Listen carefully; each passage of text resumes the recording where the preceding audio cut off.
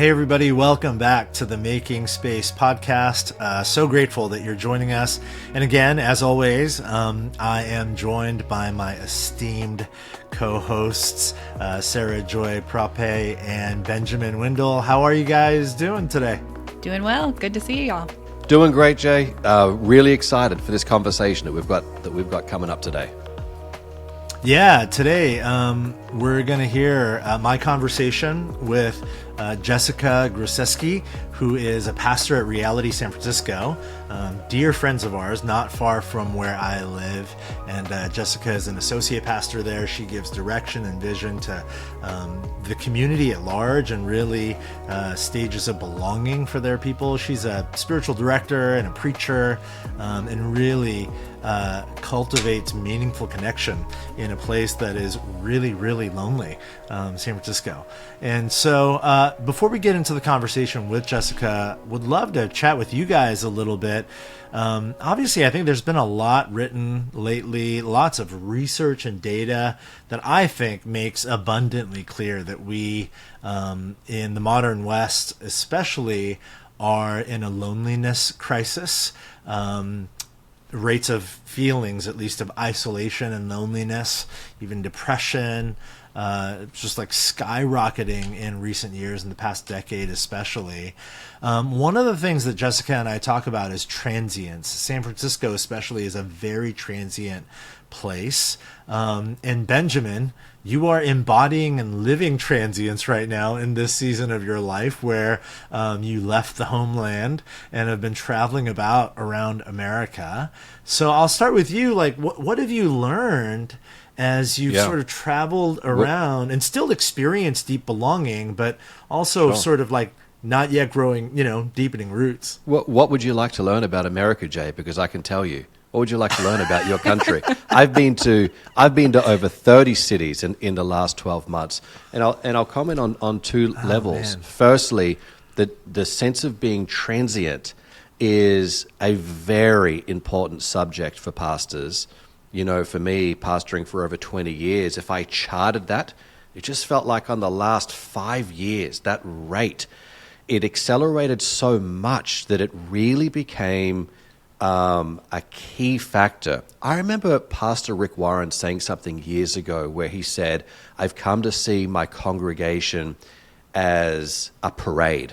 Like you're watching a parade march. It's not stationary. It's not static. You don't have people forever. Understanding that gives a great baseline because you can't fight it. The economic realities of what drives some of that is very real. But when you understand it and you go, oh, well, maybe I've only got this 20-year-old for 3 years, or I've got them for 24 months. Well, what are we going to do with them during that time?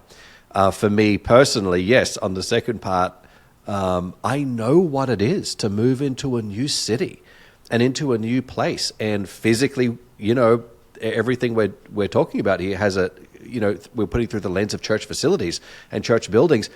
And I know what it feels like to walk into a cavernous foyer on a Sunday at a church, not as a pastor, as a church goer, and feel exactly what you're describing when it comes to loneliness and isolation. And so I've definitely felt it from that side as well. And my commentary would be it's very, very real. And it's easy to walk into a church when you're new to a city and you can walk out feeling lonelier as a result of the experience. I'm just being honest. I know because I felt that myself personally. Not always, but I'm just saying there are times where I have felt that. There are times where I felt warmly embraced as well. But yeah, it's certainly an issue worth discussing more. Yeah. Sarah Joy, what are you seeing in terms of churches thinking intentionally or maybe failing to think intentionally about their spaces and how their spaces are experienced, particularly from those who feel like they're almost passing through and yet have such a deep innate longing to find home, even if they're in that city or at that church for a year or two. Right. One of the things that I think that churches can do in that approach of meeting that transient audience is thinking about how can they build spaces incrementally in some ways and allow each person who comes through to add to that building in some way, right? And this might be simply I'm just thinking out loud here as I talk, thinking about, the Israelites in the wilderness. They set cairns to remember God's faithfulness, and cairns, are stacks of rocks or monuments, right? So how can a church almost create some sort of work in progress with, whether that be through stones or through bricks or things like that, to help people really visualize, I am setting my stone here at this church for this temporary amount of time, but it's building something larger and something greater. And I see myself as part of a community, even if I'm just simply passing through for a period of time. So how can churches think about encouraging people to see these seasons of their life through, a brick or a stone, and building this foundation, both individually and like you're building the larger church? Karens, I'm not sure if that's an accent thing. I'm like, they're stacking people who are called Karen. They're stacking them now in piles. I don't even know the word you're saying, to be honest. Karens? Is it like a stone? I haven't heard that. Yeah, Cairns. Cairns. So if you've ever been on a hiking trail and you've seen the stack of rocks, people marking kind of where they're at, that's a cairn.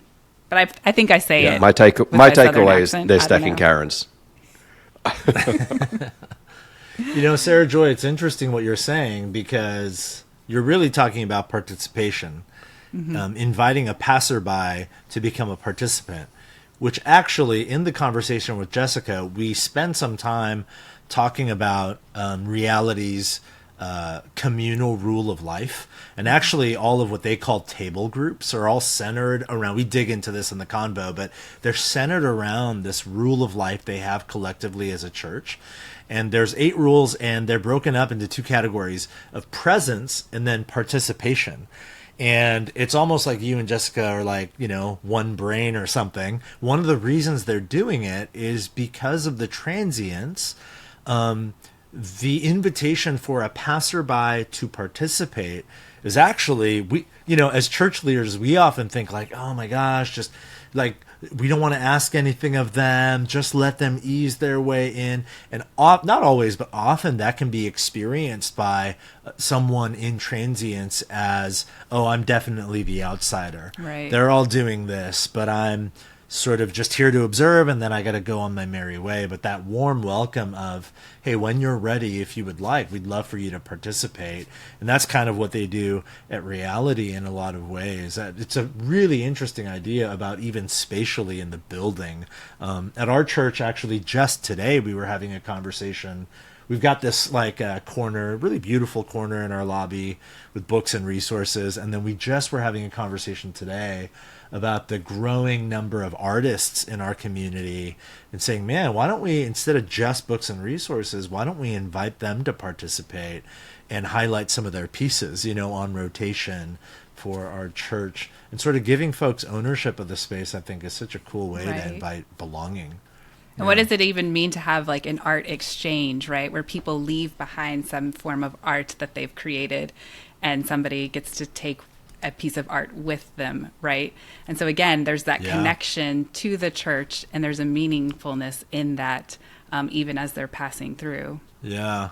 Man, this conversation I feel like is such a perfect sort of build up to my conversation with Jessica Gracewski, who again is just such a bright and beautiful, thoughtful, and brilliant in so many ways leader. And I'm really, really excited for all of you listening to learn from her. So without further ado, here is my conversation with Jessica. Jessica, thank you so much for joining us on the Making Space podcast. Thank you. It's great to be here. Yeah, you and I are sort of neighbors. We're both here in the San Francisco Bay Area, and so much, just personally, so much love and respect for you and your team and Reality San Francisco. And there's so much good that comes from your community. I want to begin by asking about this really beautiful theme that has run through the life of Reality the past year, the idea of being rooted in place. And it's a wonderful idea, especially in a place like San Francisco that is so incredibly transient. So, sort of a multi-part question.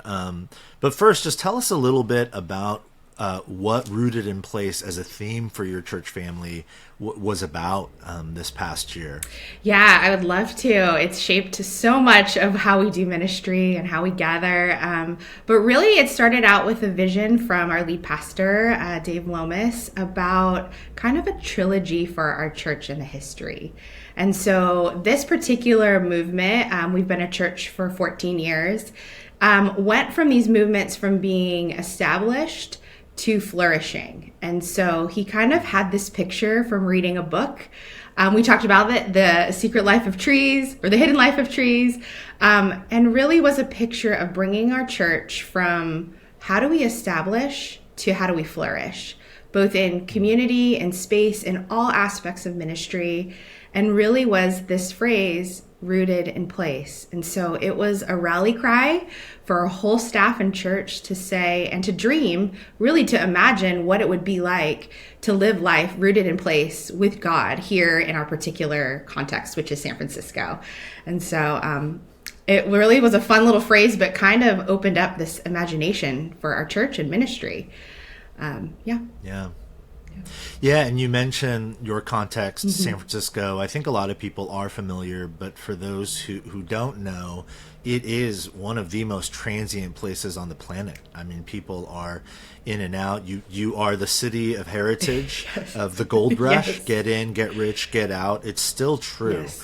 So talk about that when as a church family, and you mentioned space. That's a lot of what these conversations are about. And we'll get to that, but just big picture, how have you navigated as a church the transience of San Francisco?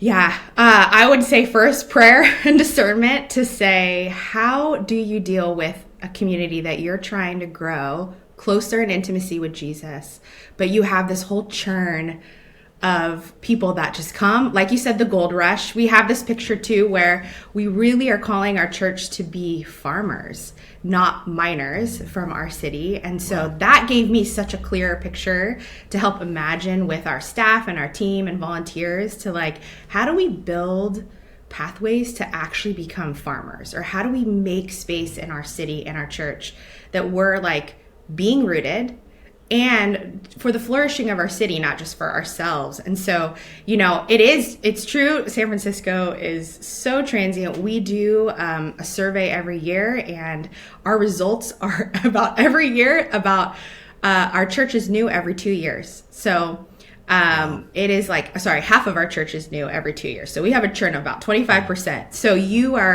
that just makes ministry like some, scalability things and sustainability things so hard because you're dealing with new people every 2 years. And so you're like, it might feel like I'm preaching the same thing over and over and over again, but really our church is completely different. And so that's had to help us kind of foster our imagination of like, how do we do that? And so, prayer and discernment. And then I think a lot of it too in this last year, I've been here for a decade on staff, and there are ebbs and flows of the way that I approach ministry, just in my own growth. And so I have to be willing to grow myself if I'm going to lead other people to grow with flexibility and agility too. And so there has to be this call to like know what I'm actually rooting myself in. And it's always a good reminder to say, we want to root ourselves in Christ despite change.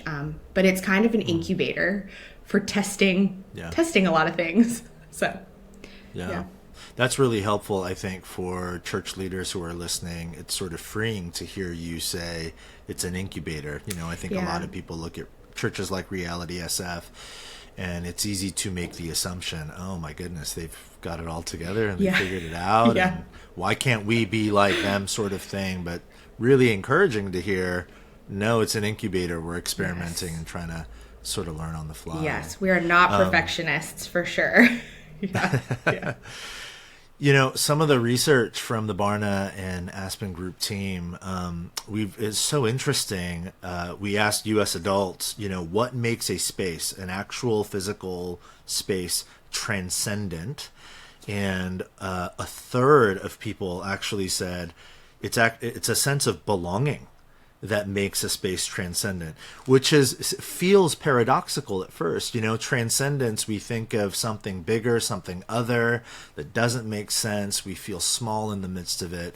But actually, when you really think about it, it does make sense. In a culture of transience and in a culture of loneliness and isolation, actually some of the most transcendent experiences we have are those jarring moments of feeling like we belong. So along those lines, I want to ask again, just learning from the context that is San Francisco, what specific challenges does such a transient culture pose to the journey of spiritual formation and belonging to a spiritual family?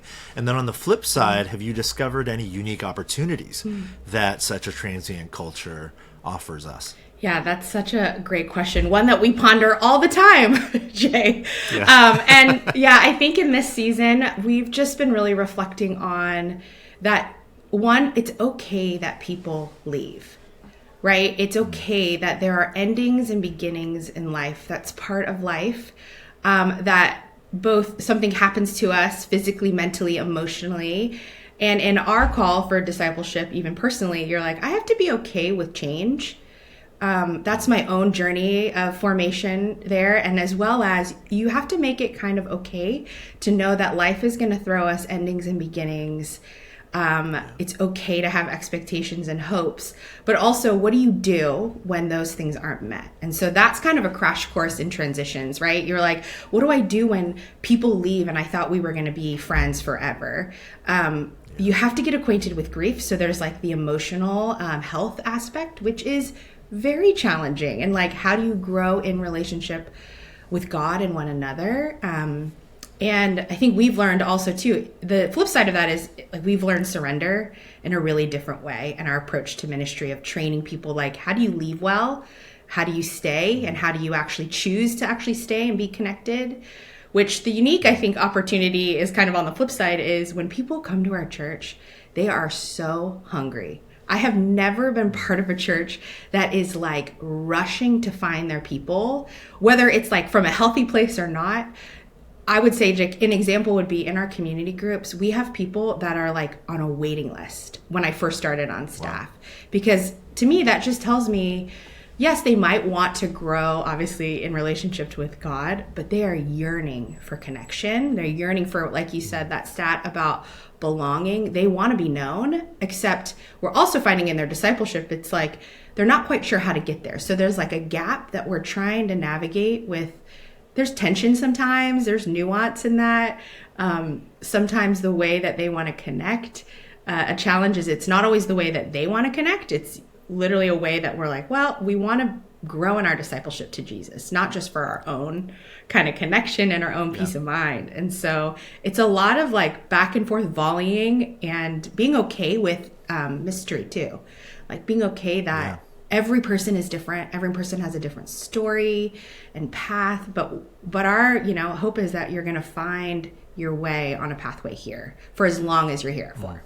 And so, Yeah, that brings me to another question that maybe is a bit more pragmatic, especially for those who are listening, who are serving and leading congregations in a variety of settings. At Reality, I know there's such a high emphasis on, and it's already sort of bled out of you and some of the things you've said, formation into Christ-likeness. Some might call that discipleship to Jesus, whatever the language might be. Talk pragmatically about, most people know this. Reality is a large church, and large is relative. If in Texas, definitely not like, Texas large. It's not Texas large. But for San Francisco, Reality is in the urban core of one of the most secular cities in the world, and it is a large church for San Francisco, especially. So, talk about. When it comes to formation, your approach to formation as a church, talk about the sort of dichotomy between what happens within the walls of the church, in the gatherings and through programs and whatever it might be, and then what you hope and aspire to see happen in those smaller settings, in groups throughout the week, whatever those groups might look like. So talk about your sort of approach in those two spaces. Yeah, I think it's easy for them to be disconnected, but most of our energy is spent on how we actually keep the spaces of when we're like gathered together, the same things that they're experiencing in any kind of smaller group, whether that's with children, or if that's in our community groups, which I help oversee, or even on a Sunday. There is so much intentionality that from the outside, it might be really funny. I'm like, why are we talking about how to respond to the message so much? But for us, it's all about being like, this is an experience that people are gathered together. We want it to be formational. We want it to be intentional. And we also want it to be centered around Jesus. And so we talk a lot about response times, and every element, even on a Sunday, is carefully thought out. It isn't just thrown together or like a copy and paste of like, let me, Google search, let me see what churches do on a Sunday. There is a lot of teaching for us as staff, for me to learn personally, like, why are there elements in our gathering? What's the purpose behind them? What was the vision behind them? And then taking that and translating that in a lot of different ways for us to say it has to be intentional. It has to be centered around people gathered together, human to human, how that plays out individually. And so it starts kind of on that meta scale, and then we spend a lot of energy trying to plan. Yeah. Let's talk about your physical space. Yeah. There's a beautiful story there where and this is very rare in San Francisco, but Reality was able to purchase a beautiful building, again, right in the urban core of the city. Yes.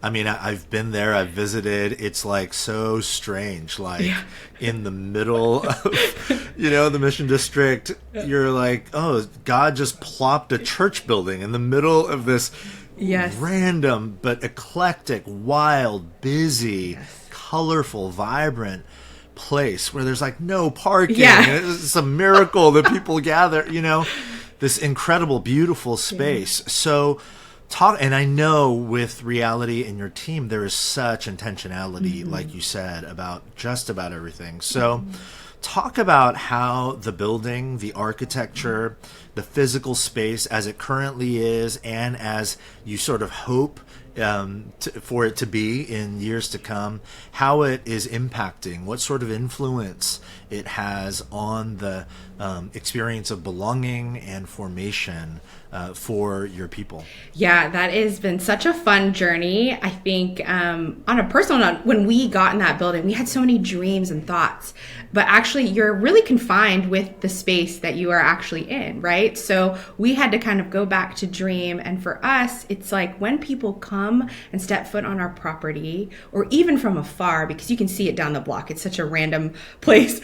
But even as you walk in, for us, it's all about intentional ways that people connect. And so that is like the shout out to all the hospitality people that are like looking for people in the eye, for ways that they can connect with another human. And for us too, it's a lot of problem solving of, with the confines of the space, how do we make that work with the way that we connect? I think of an example like on Sundays, our church moving into the building, really had an issue with light, because we previously met in a space that had 0 windows, but our building now has so much light. So we can actually see people, you can like look people in the eye from across the way. And it was really kind of jarring, but we had to kind of relearn and reteach what it meant to be hospitable to people when you actually can see people across the way. Even the way the room is designed. Sometimes our intentional invitations when we are publicly talking and giving directions are like, get up, turn around, because we have pews that are very like constricting at times. Are like, hey, we have to be so intentional about the invitations, about connecting with other people, and trying to cause less kind of isolation as our buildings kind of parse together. But it's all those little things that we never would have thought that actually are more conducive to having people connect and have conversations. And so it's kind of all around trying to find ways to actually find someone to talk to.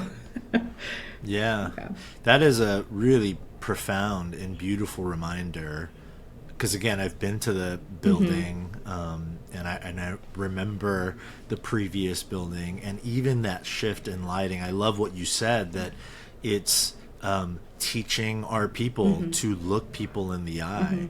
And I think for church leaders listening, it's such a great reminder that spatially, the way we even light our gathering spaces actually has such a formational impact. And it's not, it's neither good nor bad. I'm just saying, if a room, for example, is darkened all the time and all the lights are on the stage, we are intentionally or unintentionally forming and shaping a people who can very easily and comfortably be anonymous and not necessarily have to learn to look people in the eye and see and recognize faces and hold conversation. But when the lighting changes, you begin forming your people through discomfort initially, probably in some ways, like, oh my gosh, like it's like at the nightclub and it's 3 a.m. and the lights came on. Like, oh my gosh, I can see you now, and now it's awkward. That sort of thing in our churches. And I think that happens in so many ways. So it's a really profound, beautiful reminder. I wanna talk about a rule of life. This is a big part of the ethos of reality. So first, and it's a really beautiful thing. I think more and more people are becoming more familiar with that term, rule of life. But for those who are unfamiliar, what is a rule of life? What does reality mean when reality talks about a rule of life? Yeah, so for us, it's taken from the Latin word meaning trellis. It's found in John 15 at the beginning of the chapter. And for us, it's a set of spiritual and intentional practices that we actually can arrange our everyday life about how to be like keeping in connection with Jesus, but actually the goal is abiding. So it's all these ways that we would form our lives and our days to stay connected to Jesus. And so the way reality found ours is literally through years of prayer from leadership and from Pastor Dave, just to kind of think about, instead of us naming some of the things that we would like to do, it actually was his journey and his credit of like having the city tell us really like, what is it that the city's telling us that we actually can be counterformed to actually abide in Jesus. And so from that, we came up with 8 practices, and we have them as presence and participation. And so our presence practices are silence, solitude, fasting, and scripture. And the participation ones are generosity, hospitality, vocation, and community. And so we take those and are integrated to all aspects of our church life. But yeah, it kind of started from the leadership. Yeah. Gosh, I feel like that's probably a whole other podcast conversation to talk about each of those, like even just the words themselves hold so much resonance. It's interesting in some of the research, again, with Barna and Aspen, we asked people to describe their ideal church and had them choose between privacy or community, a sort of scale. And almost 2/3 said community, which again goes back to the earlier data point that, when we think about transcendence, almost 1/3 of people say, well, transcendence is belonging. Just feels a little bit paradoxical, but when you really think about it, it's really beautiful and profound. I think for a long time, people had this sense, especially in the modern West, that faith is a private matter, that it's me and God, me and Jesus, and I got my golden ticket to heaven when I die, and I'm good to go, and I live my life. But things are shifting, that the ideal church is really one of community and belonging. So that, intersecting with what you said about a rule of life, practically, what does it look like to have a communal rule of life? How does the community as a whole, experience presence and participate together in a communal way through that reality rule of life? Yeah, I think it starts, we spend so much energy trying to be intentional together. So us as, a pastoral staff, we have to be committed to practicing it ourselves, right? We have to model that. That's a call for us to becoming more like Christ. And then honestly, everything we build out of aligns or needs to align and go through that framework of our rule of life. And maybe not to the details, so there's certain things that might go really into detail. But for example, our community groups, everything we do for our seasons is centered around table fellowship and those 8 practices over a 2-year period.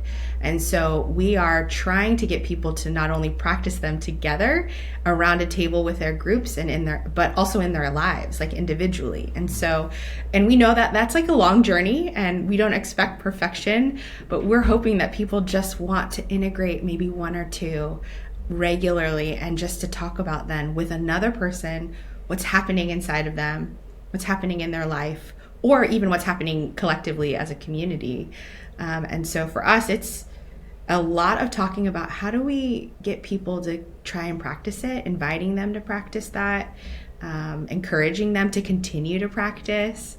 And so even the way that we study as a larger staff too, everything is around those practices. I want to ask a hyper practical question because it's interesting to me.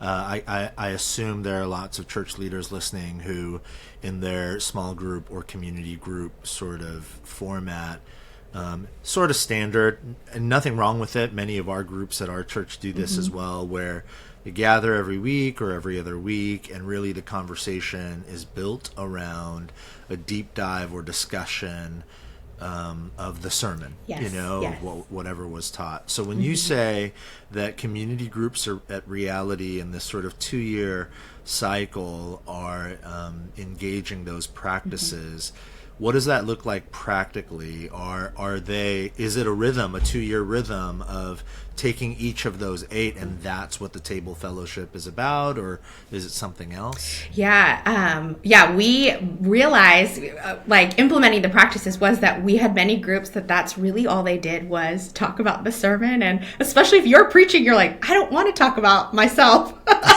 preaching. While it's good, yes, I want to hear that, but not forever, So really the time that our groups are, so our group system that we worked really hard on the last couple of years reforming and kind of reimagining is they will spend, a group will tentatively spend 2 years together because we talked about the transients. We think they're going to be together, formed intentionally for 2 years. You'll have seasons that will have an ending and a beginning, and then you have a Sabbath, which is in the summer for July. And then we run from the school year, basically, because that's kind of the city rhythm that San Francisco runs. And so it's usually September through January. We have a little break, and then January to June. But in that time, there are table fellowship weeks, which is like 3 to 4 weeks, which that's the time to discuss the sermon, but we also have time that we're like reflecting on what's been happening in our lives. So intentionally gathering. And then the rest of the time, we integrate our practices over 2 years for anywhere from 5 to 6 weeks. And it's not so much learning. There might be a week or 2 learning about the practice, but it is actually practicing it together in your group. And so, for example, scripture, we did Lectio Divina. Well, we're actually going to practice it together when they're there. And then we give them kind of a daily check-in where they get to practice it every day. And then they talk about it when they meet again. And so, well, we don't, I would love to police people to say like, it's so great, you should do it.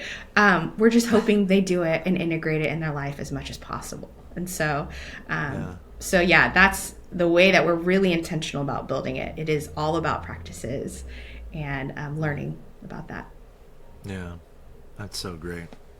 Yeah, Jessica, we're so grateful for you and for Reality, and just even briefly what you've shared here and the ways in which you're creating space, like actually making physical and communal spaces of belonging for so many people in a city where most feel isolated and alone.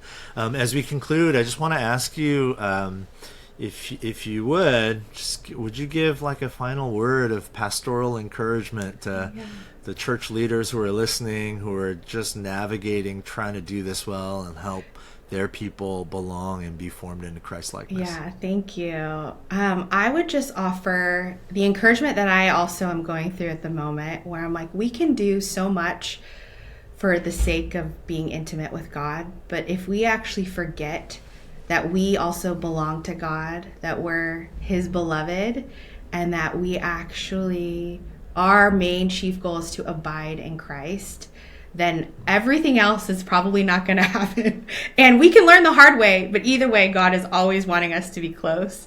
And so I think I would just encourage people to remember. And if they're stuck in maybe ideating and creating and imagining, I think there's something worth the time to just sit and reflect and contemplate, being like, we actually belong to God. So what are those things that I can actually practically do after? So like my reflection of what makes me belong to the family of God.